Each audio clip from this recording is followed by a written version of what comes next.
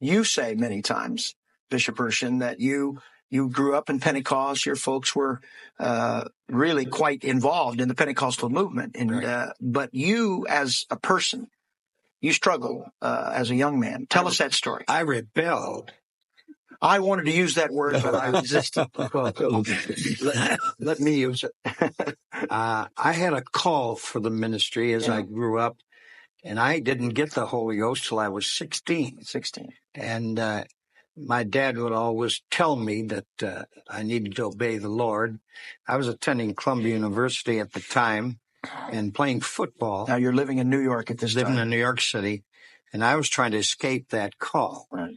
And I got terribly ill with tuberculosis. And they told me I wouldn't live through 6 more months. And Bishop R.C. Lawson heard about my sickness. Bishop Lawson was a very great preacher. Yes, sir. And he had a huge church. Had a huge church in New York City. Yes, sir. And he heard about my sickness, and he had tuberculosis when he was a young man. He came up to the hospital and prayed for me, and I got healed.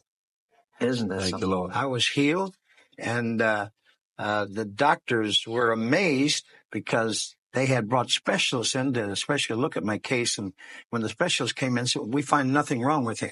Yeah. That was the day after Bishop Lawson prayed. Now, how old were you at that time, approximately? I was 19 years of age. So from that point, then you started devoting your life to God. I was saved at 16, and then I started to obey the will of God, which I had rebelled against.